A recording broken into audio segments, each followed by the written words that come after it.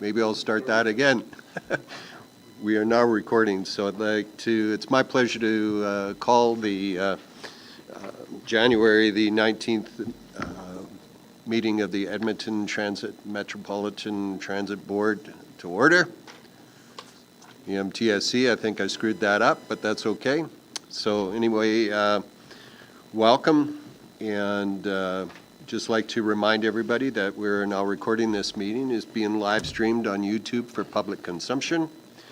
Today's board meeting is a hybrid meeting with some members, Councillor Gromberg and Councillor Knack, attending virtually, and participants also being located here in the Commission's offices at 6th Street in Jasper. So welcome to all those who have joined us today, and to members of the public watching our live stream or later the recording of this meeting. On behalf of the board, we would like to acknowledge the traditional land on which we are gathered as Treaty 6 land. We would like to thank the diverse Indigenous peoples whose ancestors' footsteps have marked this territory for centuries, such as Cree, Dene, Saulteaux, Nakota Sioux, and Blackfoot peoples. We also acknowledge this as the Métis homeland and the home of the largest concentration of Inuit south of the 60th parallel. Our region is a welcoming place for all peoples who come from around the world to share the Edmonton metropolitan region as home. And I would like to welcome to our meeting today Mayor Bill Daniluk from the town of Beaumont, city of Beaumont. My apologies, sir. And we know that Councillor Munkoff-Swain, who normally sits in that chair, is in New Zealand, and taking advantage of some well-earned vacation. He told us a couple of weeks ago it's been a number of years since he's been able to be home to visit his family, so we wish him all the best and welcome, sir, this afternoon. We recognize, there's no alternates per se, but you are the representative of your city today. And so we'll invite you to the table, and we'll invite you for a portion of the in-camera as well. So with that, we have a motion before us around the agenda, and the agenda is before you. Any comments on the agenda? Seeing none, could I get someone to make that motion? Thank you, Councillor Laurie. Thank you, Mr. Chair. I'll move that the January 19th, 2023 agenda be adopted as presented. Thank you very much. I'll call a question. All in favor? And I see it's unanimous. Thank you very much. All right, we also have the consent agenda before us. 2 items on the consent agenda: approval of the January 5th, 2023 regular board meeting minutes, and the governance bylaw review update. Any comments on the consent agenda? Seeing none, can I get someone to? Thank you, Councillor Finstad. I move the consent agenda be approved as presented. Thank you very much. Let me call the question. All in favor of approving the consent agenda? And that's carried unanimously. Thank you very much. Now we get to the meat of the of today's meeting, and that's. Sorry, yes. I just want to jump in there. I don't know if I'm the only one. Okay, good. I'm seeing the nodding heads virtually that there is something. Well, there you go, Councillor Munkoff-Swain. Welcome. So we have we've got a full board, and Councillor Munkoff-Swain, Mayor Bill Daniluk is here as well. So just so you know, perfect.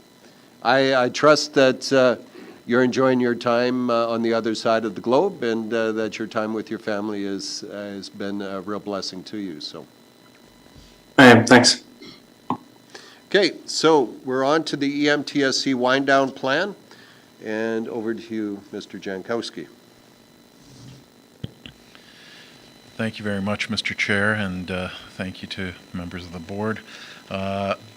As you may recall, last 2 weeks ago today, you instructed me as your employee to commence the activities of winding down the commission as a result of the actions that took place in December, most notably the notice of withdrawal from the City of Edmonton. Today, I'm responding to your direction and bringing back the requested wind-down plan that was asked for.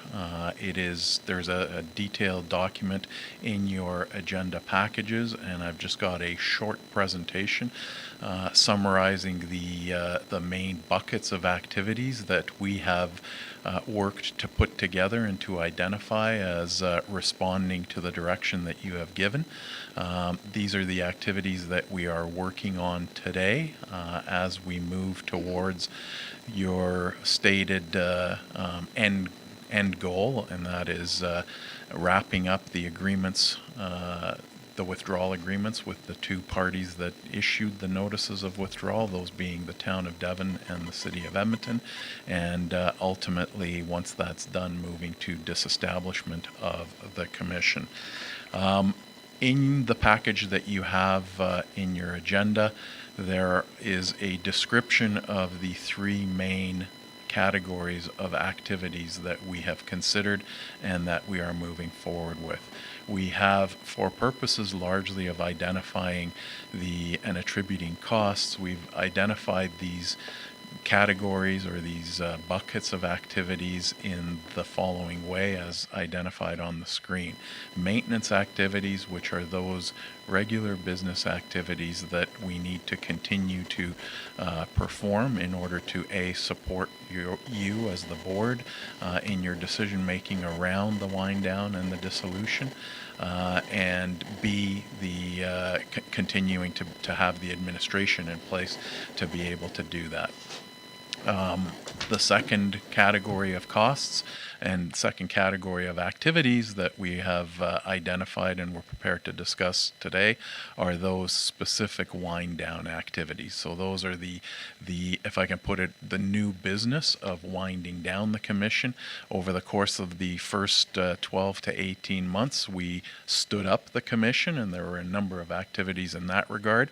And now, in order to effect the orderly dissemination, the orderly wind down, and ultimately the dissolution, we have identified and continue to identify and I guess detail a lot of those wind down activities.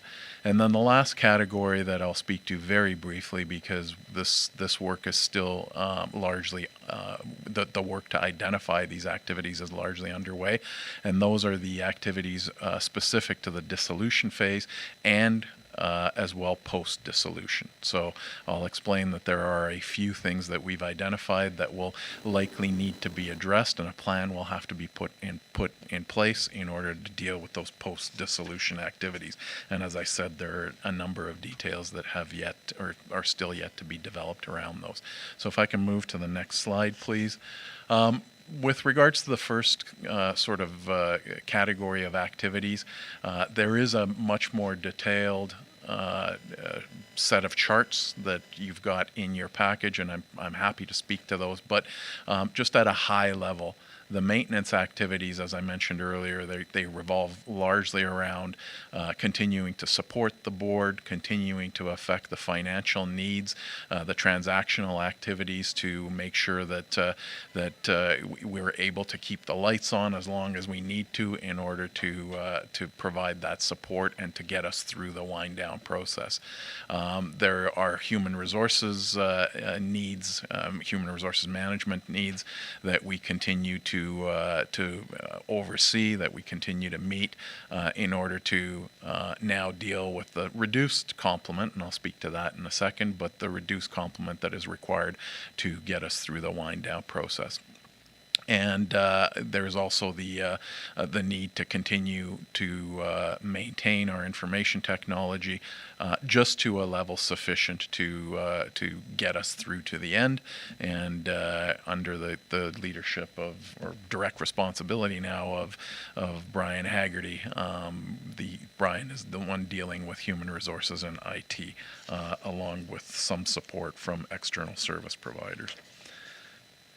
Moving next to the wind down activities, the big one that we have identified is the execution, the development and execution of the respective settlement agreements with the City of Edmonton administration and the Town of Devon administration. So as per the governance bylaw, any withdrawal needs to be accompanied by a withdrawal agreement that is satisfactory to the commission and satisfactory to the member.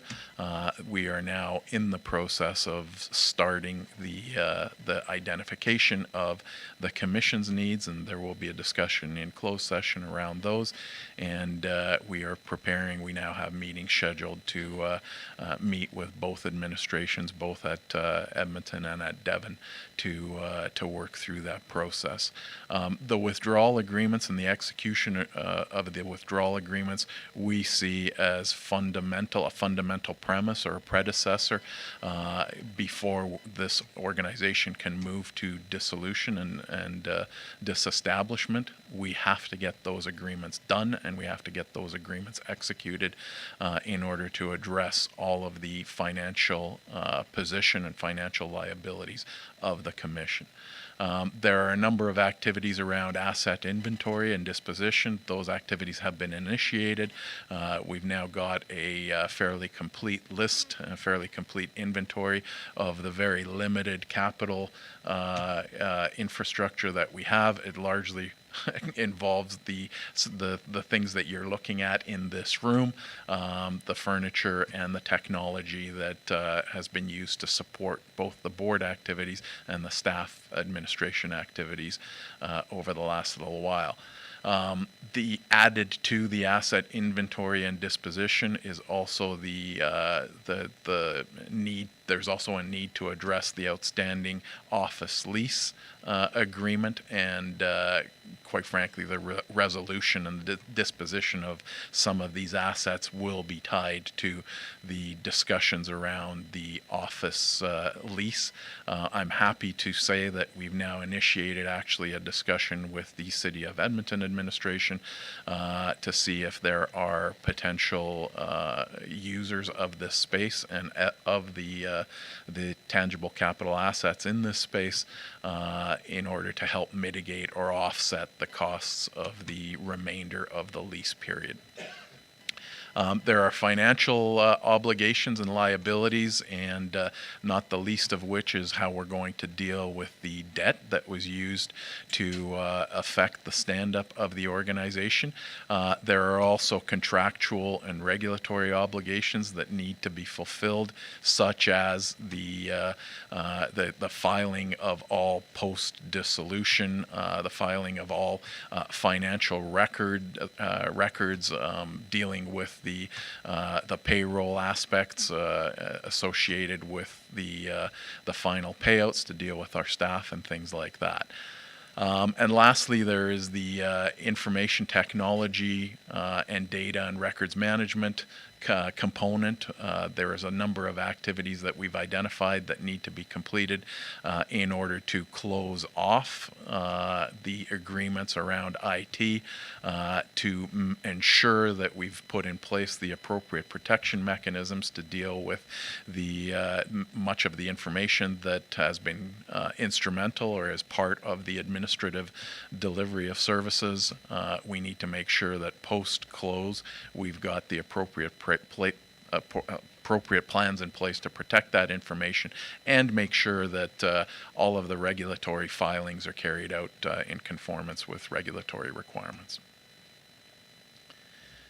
And lastly, and I've kind of dived into or delved into this a little bit, we know that there are going to be a number of activities around the ultimate dissolution or disestablishment, not the least of which might be looking at the dissolution bylaw and dealing with potential changes to that bylaw in order to be able to affect the disestablishment as quickly as the board would like. The board has indicated that there is urgency associated with this, and although we do need to execute implement those withdrawal agreements first, we will be looking, and we are looking at ways to potentially, subsequent to that, actually reduce the timelines around ultimate dissolution to make this as quick as we possibly can. There are, as I said, also some post-dissolution activities that are being identified, and ways to address those are being explored now. The remaining slides are just an expansion of what I discussed, what I explained at a high level. And unless there are specific questions around the activities, I'm happy to pause here and see if there's if that's a sufficient amount of information for the board. Thank you, Mr. Jankowski. So let me throw open the floor then to any questions that we may have. Perhaps for the public, Paul, maybe just do a flyby of the next number of slides so that they understand. Happy to. I'm sure that there's interested people online to see the slides, and I know that. Anyway, while we might not have any specific questions, we've had access to the documents. Others may not have. So maybe just do a flyby of the slides that are here, and then we can do that. How's that sound? I'm happy to do that at a little bit lower level, if I can put it that way. So in terms of the maintenance activities as it relates to support of the board, we anticipate that there will still be a number of meetings of the board that will be required over the course of the next 2 to 3 months, potentially. Associated with that, there is the need to set these meetings up, the need to develop the agendas and to minute the decisions of the board, to prepare the documentation, such as you see in your package today. So those activities are activities that we envision continuing until the actual dissolution of the board. Associated with that, to this point, there has been a media and stakeholder relations need. While we see that diminishing rapidly, even today we will need some communication out around the decisions that the board will be taking, and so those are the activities that we see continuing there. Moving on to the finance category, in terms of the maintenance activities, there is the need to collect the requisitions, the funding that was requested of the municipalities, and to manage the ongoing accounts.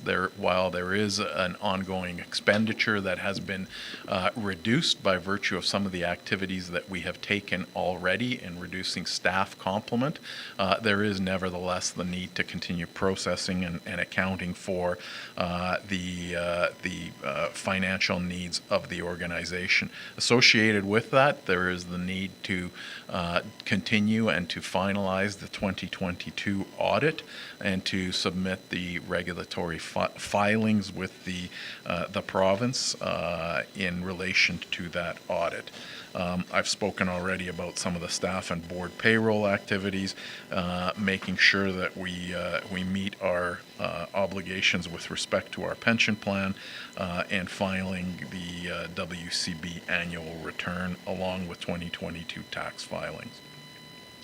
And from a human resources standpoint, continuing in accordance with the framework that the board has approved for managing performance of the remaining few staff, and going through the appropriate processes will continue to be required. And lastly, as I indicated, the maintenance of our website and figuring out how we're going to continue to populate it with regards to the information that will be coming out of these board meetings, continuing to safeguard our IT systems, and continuing to have the IT infrastructure available to support the final administrative efforts will be required as well. So those are the little more detail on the maintenance activities. Moving down to the wind down activities, if as it relates to the withdrawal agreements for both the town of Devon and the city of Edmonton, what's required is the establishment of principles largely that this board will need to approve, and we will be having a discussion around those in closed session shortly. There is the development of a much more detailed agreement than what has been submitted to this point by one of the withdrawing parties, and the development of an agreement format for the other that hasn't submitted a draft of an agreement, and ultimately seeking the board's approval to the final scope of the document, scope of the agreements, and executing the settlement with both of those withdrawing parties. In terms of the assets, I think I've already spoken to much of that in terms of the asset inventory, and most of that has been completed. In terms of the disposition, if ultimately the assets that we have are not part of the discussion around the assignment, potential assignment of this lease, then we also need to look at disposition of this asset to get the largest return on the earlier investment. While it's been a very limited investment, I think in total our expenditures were in the order of 100,000 plus for some of the furniture and technology. We do want to, and certainly under the governance documents that exist, we are obliged to seek the largest return on that, and to offset the costs to our 8 members in an appropriate way with the valuation and disposition of those assets. Recording of the asset disposition in our financial records will be important as well. I've spoken about the assignment or potential settlement of the office lease. The office lease does have approximately 4 years remaining on it, on the term of that lease. And while we had a very favorable lease rate with the office occupancy levels that exist in the city of Edmonton, as you can well imagine, the landlord is quite interested in ensuring that the commitment that was entered into continues to be reflected and continues to be met, if I can put it that way. We're going to have to figure out how we do that in a way that minimizes the impacts on the members. Perhaps I'll leave that. I've spoken about the audit requirements for 2022. I'm happy to report that as a result of some of the initial outreach to the Ministry of Municipal Affairs that both Lori and Brian undertook earlier this week, it appears that we may not require an audit to be carried out for 2023, given the board's direction to move through wind down and dissolution. While that remains to be confirmed in writing, that will serve, that reduction of that or elimination of that need will serve to limit and minimize costs in 2023. Continuing to process both the staff and the board payment requirements will be important until we get to a point of dissolution, and ensuring that we have the appropriate documentation that we can file at year end with the Canadian Revenue Agency is a need that we have to address as well. Moving on to human resources as part of the wind down activities, and here maybe I'll pause. We've taken steps immediately upon the board's direction to start mitigating the cost, as was asked for 2 weeks ago today. On Monday of this week, I, on behalf of the board, terminated the employee of approximately half of our staff. We terminated 4 staff on Monday, and I want to acknowledge the efforts of those staff. Those staff are now in a position where they do not have employment as a direct result of the circumstances that we find ourselves in. Jim McDonald, Josh Angel, who was our program manager, Sean Platt, who was your digital and media advisor, and Mandy Giacomo, who spoke and who worked on all of the HR policies over the course of the last few months. Those employees were instrumental in getting us to a point where we had a plan that the board approved. We were ready to move forward with that plan. You had a truly bottom-up costed plan that was realistic and real, and if I can say that I do believe that in the future, any plan to move forward with regional transit will look very much the same as what you approved back in November of 2022. That work was very important. It was instrumental to achieving the direction that the 8 municipalities originally wanted to achieve, and I just want to acknowledge all of the efforts of those staff. Over the course of the last week prior to Monday, I have worked with our legal counsel to develop appropriate severance provisions. They were included in the termination notices to those 4 staff, and I am hopeful that the severance provisions meet both your requirements and provide for a fair exit for those staff, which reflects the work that they carried out over the course of the last number of months. Those actions leave us with only 5 staff remaining in this organization, and those staff, in my estimation, are the staff that we need in order to carry out the remaining activities that you see in this list of activities.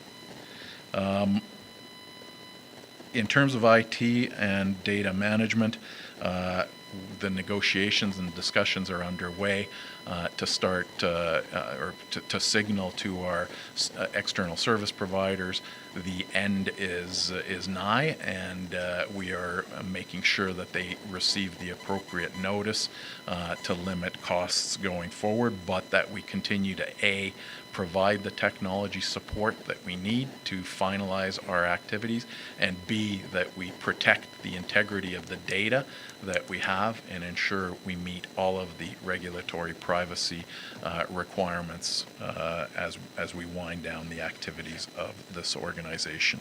I won't go through the last number of activities. I think they're fairly detailed. And I think I have spoken already about the dissolution and post-dissolution activities. In terms of the post-dissolution activities in particular, there are going to be some activities such as remaining filings to be carried out at the end of the year, even though the board may be dissolved in mid-year or by the second quarter of this year. There are financial regulatory filings that can't be done, as we understand it, until the end of the calendar year, the end of the tax year. And there's also the need to establish appropriate custodianship of the records so that if they're required by the CRA, they can be accessed appropriately. So we're going through the process of identifying how much and exactly what can be done before dissolution and what will remain thereafter, and what provisions we need to undertake to ensure that after we're all gone, that we've met all of the regulatory needs. I hope that that's adequate detail. Thank you very much. That's great. Appreciate that. Any questions from any board member? Councillor Houston, go ahead. Yeah, thank you very much, Paul, for the update, and particularly on the staff, the heartfelt appreciation we all have for the staff. Quick question on the dissolution phase. I know that we had to provide a 30-day notice to the municipalities regarding the governance bylaw amendment. So do you see is there a requirement under this one to do the same? I recognizing we have to do the work on the, agreements with Edmonton and Devon, but that work wouldn't need to be preempted to provide notice if that was the case. Is that correct? So there is a specific dissolution bylaw that this organization has approved and is bound by.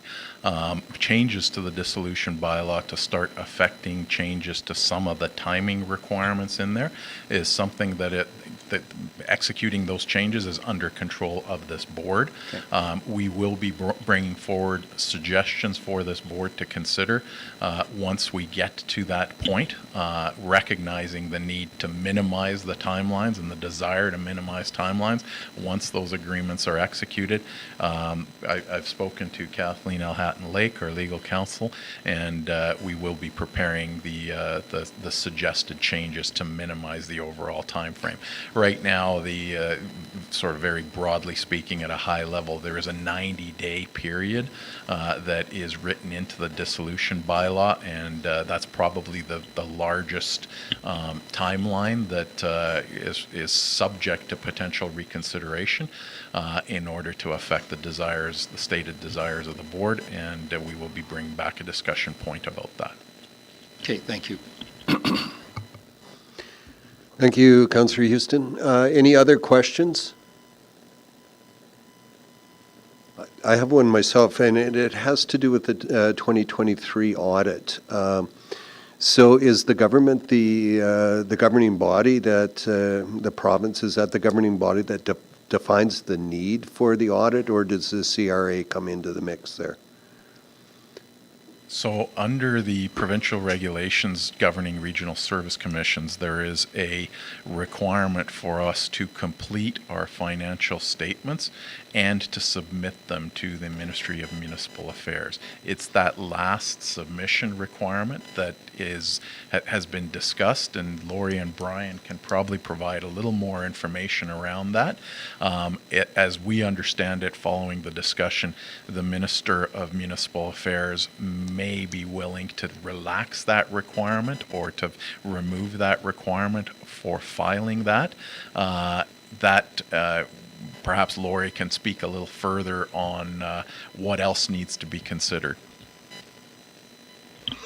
Chair Broadhead, I haven't yet, there's still a whole bunch of work to be done, but I haven't yet had the final discussion with the CRA, but I don't believe we don't need audited financial statements for them. We certainly didn't submit them to them for 2021. We did have a great discussion with cross-functional team from Municipal Affairs, Brian and I, yesterday. So they won't require the audited financial statements, and they won't require the annual filing of the financial information return. What will happen is once the board notifies the minister of the dissolution, they will go through the process of canceling or rescinding the ministerial order that formed the commission, and that in essence will dissolve the commission, and we don't have that that requirement this year. Okay, so how are the sort of the I'm assuming there's got to be some sort of final report to them around how the dissolution agreements were arrived at. Are they interested in that, or is this last sort of 4 or 5 months just not of interest, I guess? I don't know whether that's an appropriate term or not, but. I think Chair Broadhead will have to go back and clarify exactly what the contents, and we'll work with Shores Jardine on this as well, what the contents in the letter. They stated that the board will have to deliver a letter to the minister, and so we didn't get into the details of that letter.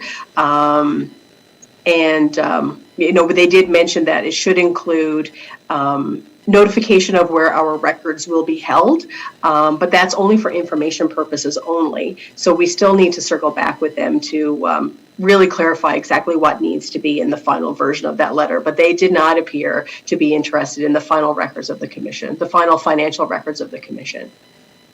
Interesting. Any other questions? Councillor Finstad, or CEO Jankowski, go ahead, comment. Thank you. So all I was going to add to Lori's description is that while those discussions are ongoing, we, on your behalf, are also requesting a meeting with the minister to bring the minister herself up to speed with regards to the actions that you as a board have taken and continue to take. We are submitting that. Chair Broadhead, you'll see a copy of the letter for your signature coming in the next few days. As a result of some of the preliminary discussions that we've had at a staff level, we feel it's appropriate, particularly in light of the significant investment that the province made in the original business case. It would be appropriate for us to provide a bit of a status update to the minister herself. Appreciate that for sure. Any other comments before we move on here? Okay, well, it's a body of work. I appreciate the work that's been done. It certainly defines what needs to be done, and now it's just getting the work done. And so over the next number of weeks, we'll be anxious to see the fruit of that labor. So, all right. So now we get to the in-camera section of our meeting. Can I get somebody to make this motion? Councillor Harris, thank you very much. Mr. Chair, I would move that the board move in camera in accordance with the provisions of Division 2, Exceptions of Disclosure of the Freedom of Information Protection and Privacy Act, RSA 2000, Chapter F-25, as per sections 16 through 28. Thank you very much, Councillor Harris. Let me call the question. All in favor, please raise your hand. And that's unanimous. All right, so we'll take a couple of minutes. And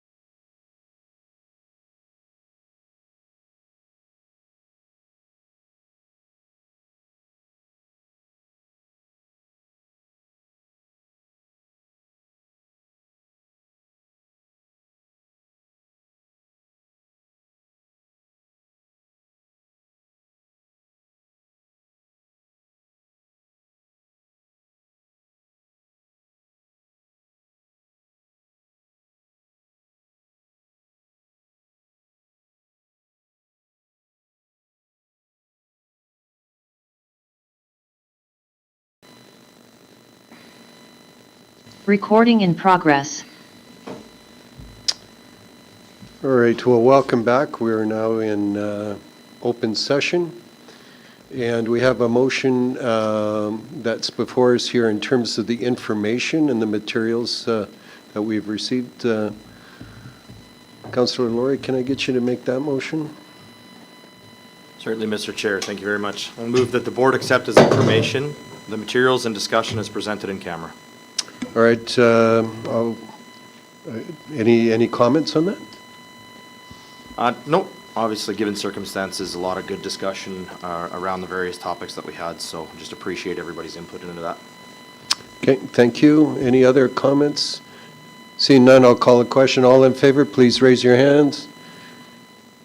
And that is unanimous. Thank you very much. Now, we have a couple of motions that we're going to consider. Do you want to do this one? That one? We are going to do that one, yes, for sure. Okay. I think it's attached. Is that one attached to the package, the one that you handed out in terms of performance?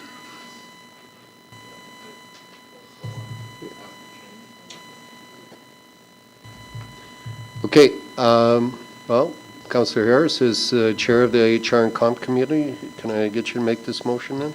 Yes, I'm pleased, Mr. Chair, that the board approve, I'm recommending the board approve the submitted CEO's performance self-appraisal as reflective of the board's appraisal of the CEO's performance between May 2021 and December 2022. Thank you very much. Accept that motion. Any opening comments?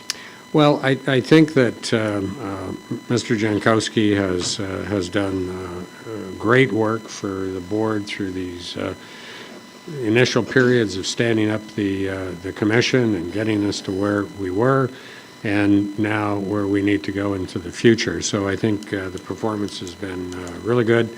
As chair of that committee, I'm really pleased, and I think at this point in time, we will affect that through another discussion with the HR and Compensation Committee before the next board meeting. But in this case, this is accepting the self-appraisal as reflective of our appraisal of the CEO's performance for that period.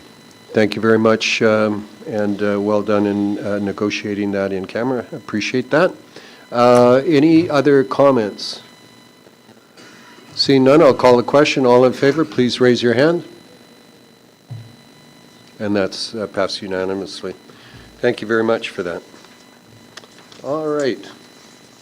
Now, we talked about this earlier, and this was discussed in public, was the EMTSC wind-down plan. So we have a motion before us. Would somebody care to make that motion? Go ahead, Councillor Houston. I'll get Councillor Houston to do Yes, that. thank you very much. My pleasure that the board approve the implementation of the EMTSC wind-down plan as proposed and instruct administration to take the necessary steps to prepare for the dissolution of the commission immediately following the execution of the outstanding withdrawal agreements with the town of Devon and the city of Edmonton. Thank you very much. Certainly accept that motion. Any opening comments, Councillor Houston? Not at this time, no. Okay. Any other comments? Seeing none, I'll call the question. All in favor, please raise your hand. And that is passed unanimously. Thank you. And now we have, no, we just did this. Here we are. All right. Suggested principles for withdrawal agreements with the party members. We discussed this. Someone care to make this motion? Councillor Finstad, go ahead. Thank you, Mr. Chair. I move, number one, the board approve the principles as set out in camera in the January 16th, 2023 suggested principles for withdrawal agreements with the party members document. Number two, direct administration to commence the actions as outlined in the January 16th, 2023 suggested principles for withdrawal agreements with the party members document. And number three, that the January 16th, 2023 suggested principles for withdrawal agreements with the party members document remain private pursuant to sections 24, advice from officials, 25, disclosure harmful to economic and other interests of a public body. And 27, privileged information of the Freedom of Information and Protection of Privacy Act. Thank you very much. I recognize that the documents were dated January 16th. Today is the 19th. Is that still appropriate? Chair Broadhead, I believe they were the 16th when they were sent out, so that's just the date on the document itself. Fair enough. All right. With that clarity, certainly accept that motion. Any comments? No? Any other comments by any member of the board? Seeing none, I'll call the question. All in favor, please raise your hand. And that's carried unanimously. Thank you very much. And who would like to make this motion? Actually, I will. Declare the meeting adjourned. Thank you very much, everyone, and thanks for your indulgence for an extra hour today. And good luck.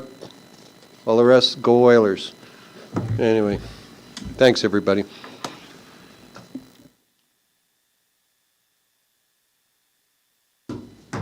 Recording stopped.